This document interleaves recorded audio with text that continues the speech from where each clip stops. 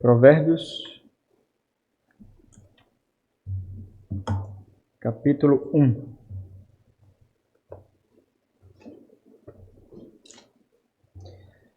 No primeiro momento, nós passamos rapidamente pelo livro de Provérbios, pelo menos o primeiro capítulo, até a metade dele.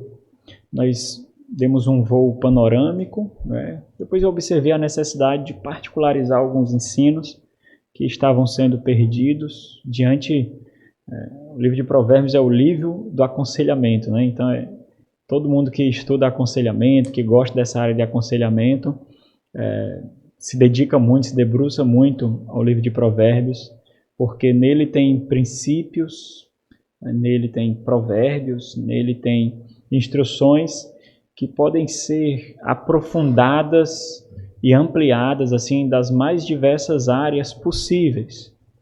Então, o livro de Provérbios será o nosso instrumento de graça nas manhãs do dia do Senhor, para que nós sejamos edificados pela sabedoria daqueles que vivenciaram experiências, enxergaram dificuldades, armadilhas e foram feridos, sentiram dores, mas graciosamente, por causa da providência divina, perceberam que outros não precisam vivenciar. Aqueles que chegaram perto do precipício, do caminho, final do caminho da morte, e então foram cuidados pelo Senhor para colocar palavras de instrução nessa peregrinação para que nós não vivenciemos as mesmas dificuldades.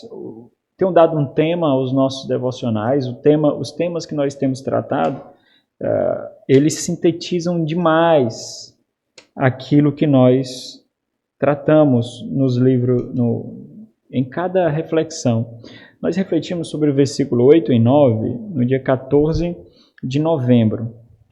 E depois nós fizemos um panorama no dia 21 de novembro do ano passado. Hoje nós vamos ler novamente os versículos 8 até o versículo 19, mas o nosso foco vai ser especialmente o versículo 8 e 9. Eu quero que os irmãos percebam o discernimento empregado aqui, aquele que é identificado como sábio. O sábio aqui é a mãe, o sábio aqui é o pai, mas pressupõe-se que a mãe ou o pai, eles têm uma história de vida. Eles trafegaram por um tempo e por uma distância. E por isso eles conhecem aquilo que quem está abaixo deles na experiência e na vida não conhece. Então, as palavras que vão ser orientadas aqui, e talvez essa vai ser a nossa reflexão do próximo domingo, são palavras empregando o discernimento, que aqui é conhecida como sabedoria. A sabedoria, ela discerne porque foi submetida à experiência, né? Então, observe essas palavras, especialmente depois do versículo 10, né? O versículo 8 diz assim: Filho meu, ouve o ensino do teu pai e não deixes a instrução de tua mãe, porque será diadema de graça para a tua cabeça e colares para o teu pescoço. Filho meu, se os pecadores querem seduzir-te, não o consintas. Se disserem, vem conosco, embosquemo-nos para derramar sangue, espreitemos, ainda que sem motivos inocentes. Traguemo-los vivos, como o abismo, e inteiros, como os que descem a cova. Acharemos toda sorte de bens preciosos, encheremos de despojos a nossa casa. Lança a tua sorte entre nós, teremos todos uma só bolsa. Filho meu, não te ponhas a caminho com eles. Guarda das suas veredas os pés, porque os seus pés correm para o mal e se apressam a derramar sangue, pois debalde se estende a rede à vista de qualquer ave. Estes se emboscam contra o seu próprio sangue e a sua própria vida espreitam. Tal é a sorte de todo ganancioso, e este espírito de ganância tira a vida de quem o possui. O tema da nossa reflexão de hoje é o seguinte: a sabedoria, ela não é autônoma. A sabedoria não é autônoma. ela é edificada sobre a sabedoria de outros. Vamos orar? Nosso Senhor, Deus de graça e misericórdia, sem sombra de dúvidas, nós precisamos de uma energia e esforço intenso para vermos construído em nós sabedoria, Deus. O discernimento que aponta uma vida sábia.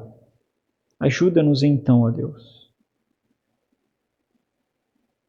ficar nos ombros de outros para que possamos enxergar aquilo que sem isso não enxergamos. Instrui-nos para que nós possamos glorificar o Senhor através da nossa conduta, das nossas decisões, e que esses atos sejam atos de devoção ao Senhor, Deus. Em nome de Jesus. Amém. Irmãos, a sabedoria ela não é autônoma. Talvez o discernimento dessa verdade já é um passo extremamente largo para a construção de uma vida sábia. O conhecimento ele desperta em nós compartimentos do ego, da arrogância, do orgulho, que se tornam grandes armadilhas. O conhecimento ele desperta em nós um tipo de senso de autonomia, em que nós queremos ser os autores do saber, os autores do discernimento. A percepção que nós temos, e essa é uma das grandes deficiências de entender, por exemplo, a caminhada de discipulado, é que nós somos construídos por outros. E não há demérito nisso. Não há demérito em falarmos palavras de outros. Porque na maioria das vezes, irmãos, é assim que acontece. Sempre nós acrescentamos algo com a nossa própria experiência, porque foi assim que o Senhor nos conduziu. Que nós experimentássemos aquilo que nós conhecemos e através dessa experiência munida de discernimento, que muitas vezes vem através de outros e sempre é assim, seja pelos autores sagrados, seja pelos pastores, seja por nossos pais, sejam por aqueles que caminham conosco. Nós não somos autônomos, nós não somos autores primários do nosso discernimento. E isso é fato. Nós acrescentamos ao conhecimento de outros na experiência que nós temos da vida. Então, o mérito nosso é entender que nós estamos sobre os ombros de outros. A percepção comum que nós temos é que somente aquele que é inovador, somente aquele que é independente, somente aquele que é autônomo, ele pode receber aplausos. Ele tem dignidade, ele tem algum mérito, ele tem alguma honra. A nossa dificuldade é porque nós não adestramos como nós deveríamos o nosso senso de dependência, a nossa percepção de humildade e humilhação.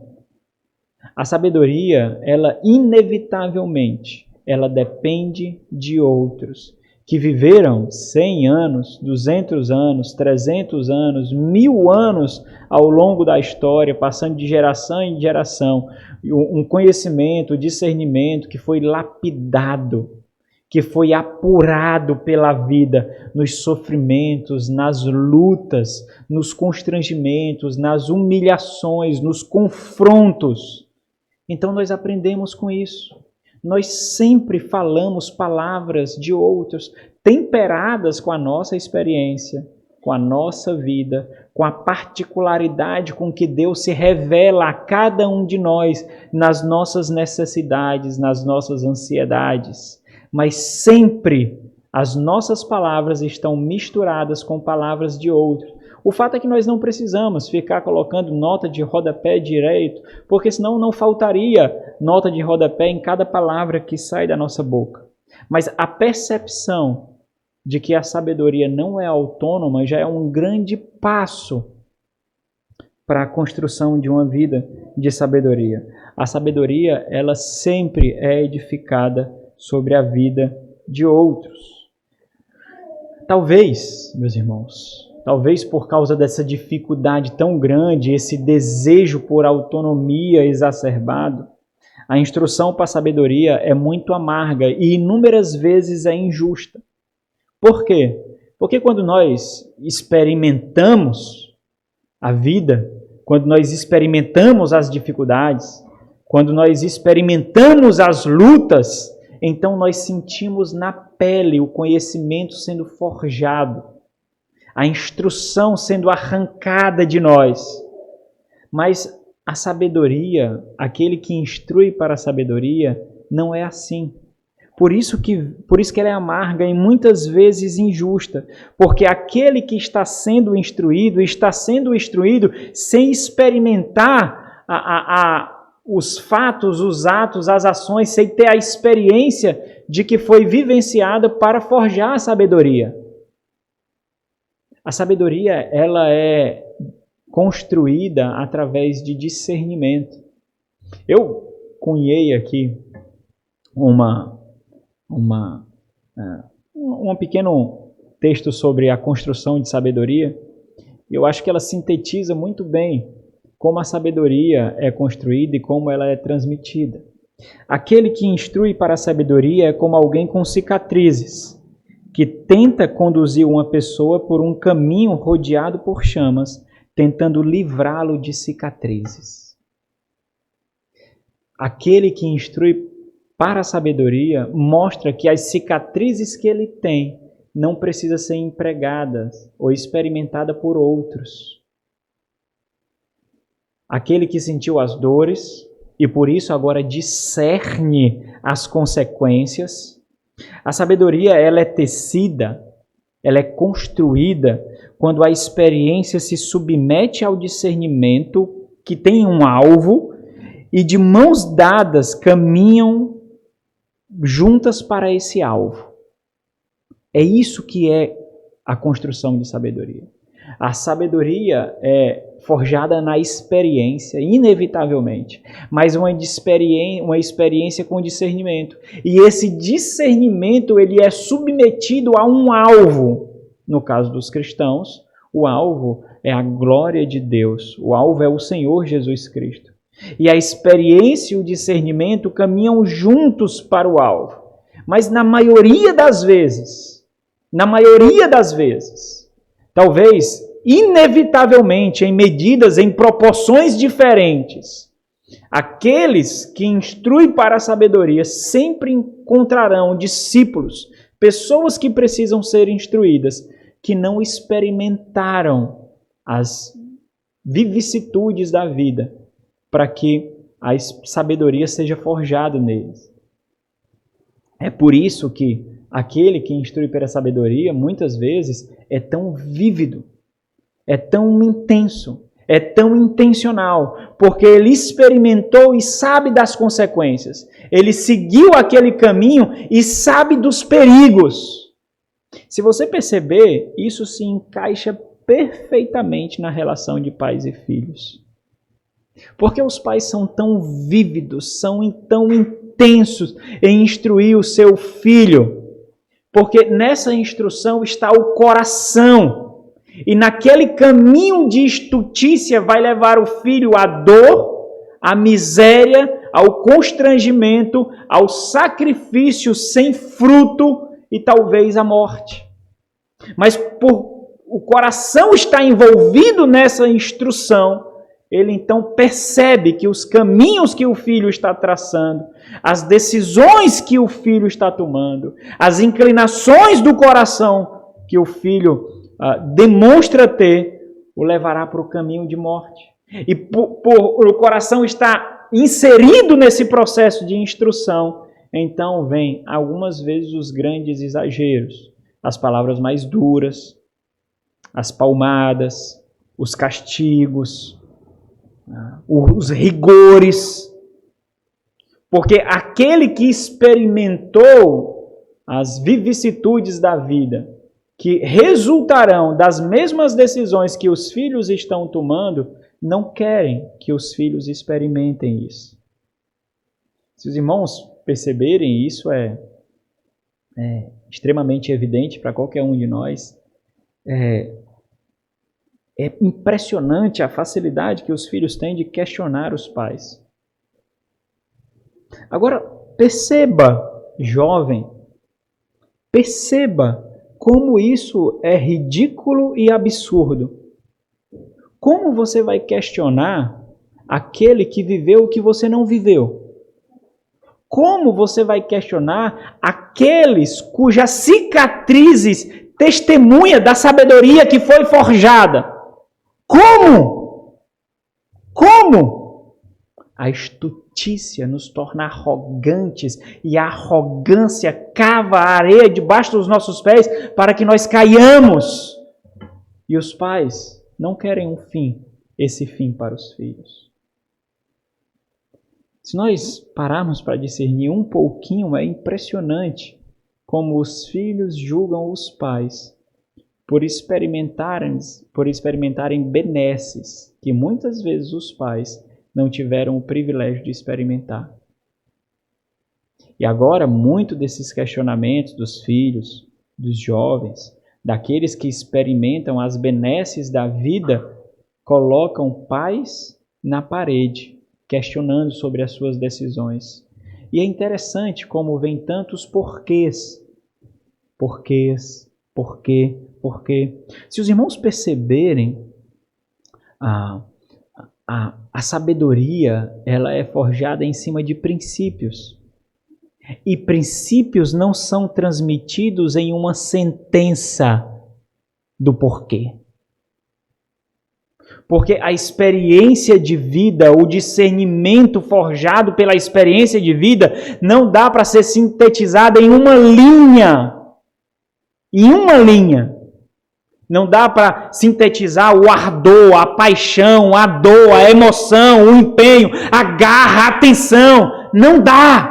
Não dá! Por isso,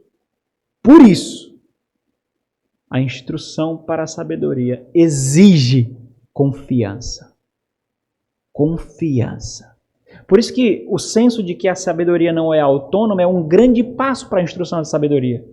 Porque se eu sei que eu dependo de outros, então eu confiarei em outros. E em outros eu dedicarei algum aspecto de exclusividade ao meu coração, entendendo que são instrumentos de graça para minha edificação, para minha preservação.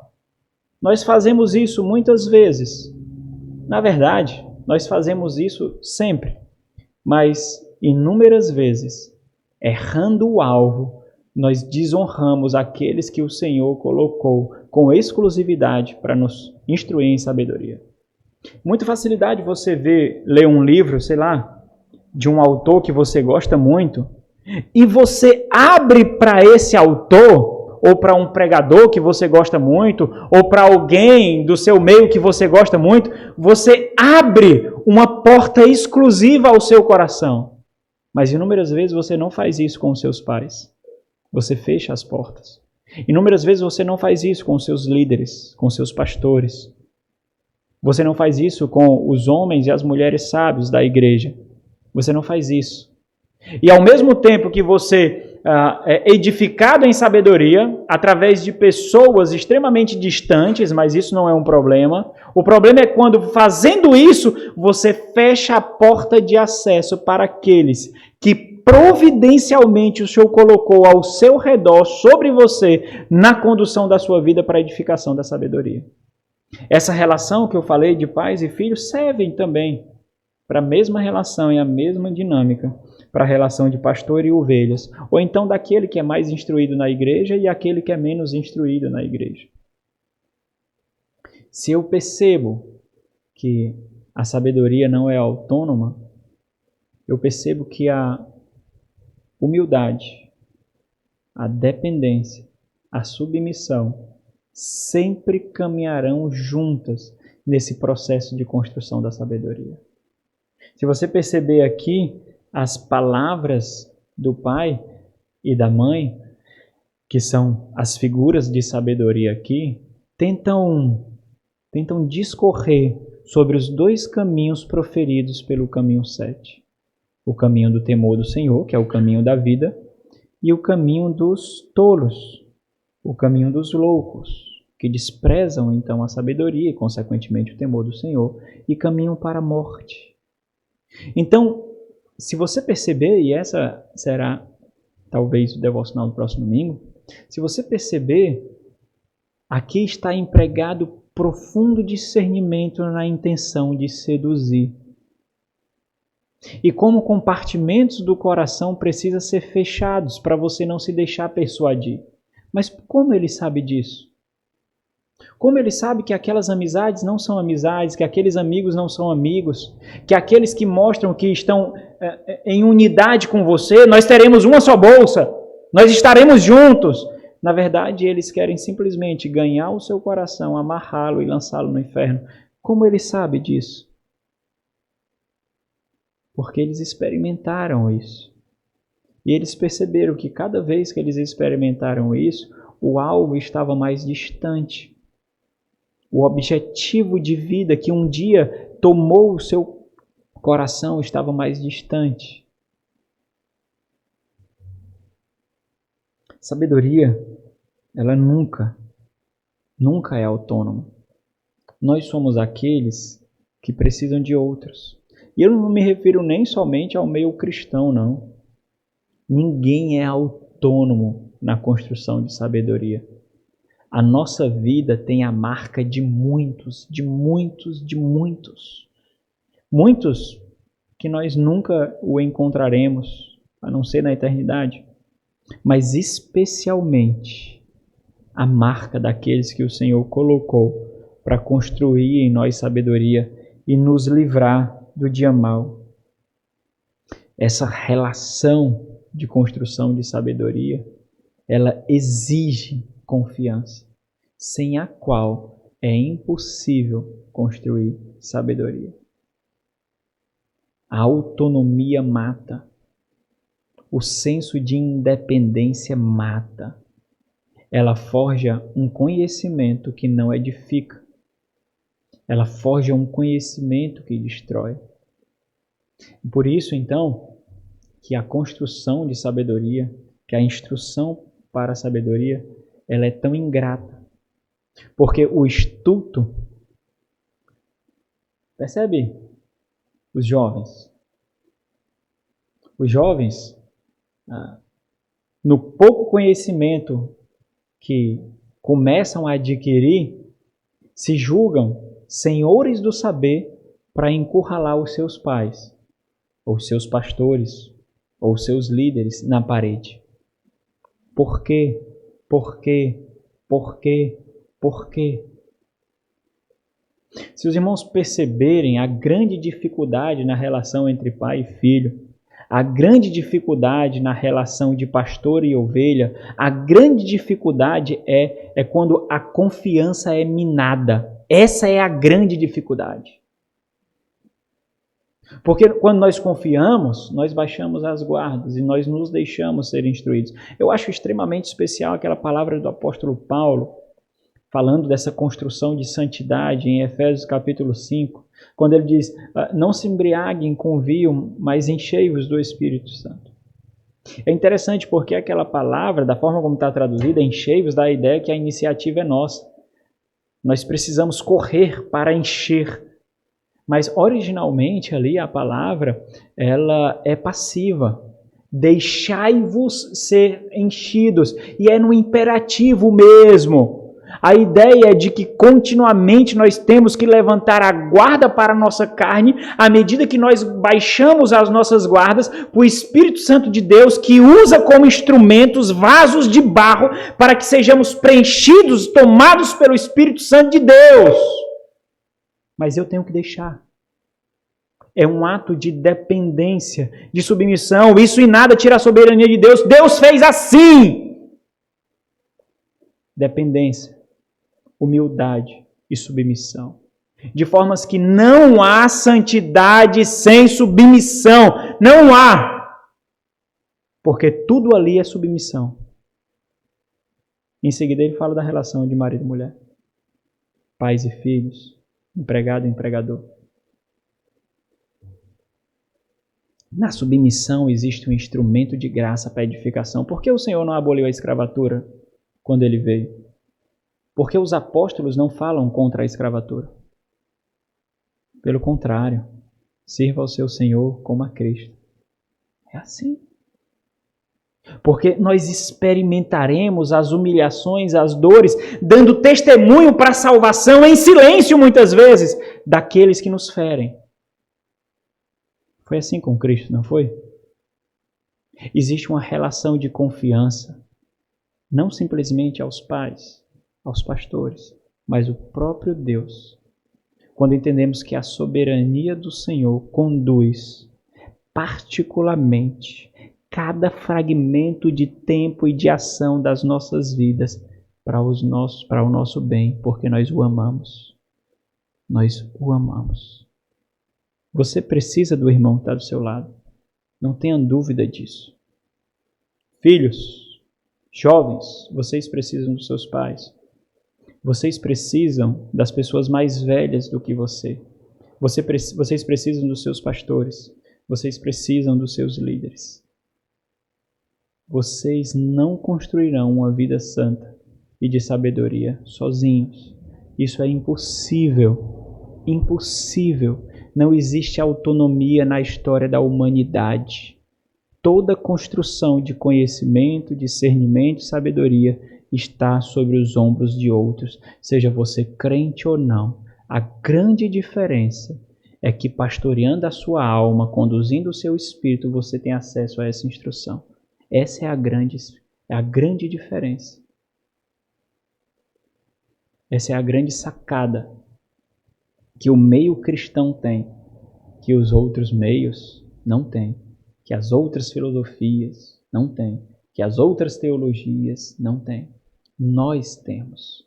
Nós temos o raio-x de muitos porquês, e por termos, nós não levantamos porquês e porquês e porquês. Porque quando nós confiamos, nós nos submetemos, nós entendemos a dependência. Filhos precisam exercitar isso aos pais. Assim, será construído neles beleza. Jovens aos mais velhos, ovelhas aos pastores. Nós precisamos exercitar isso.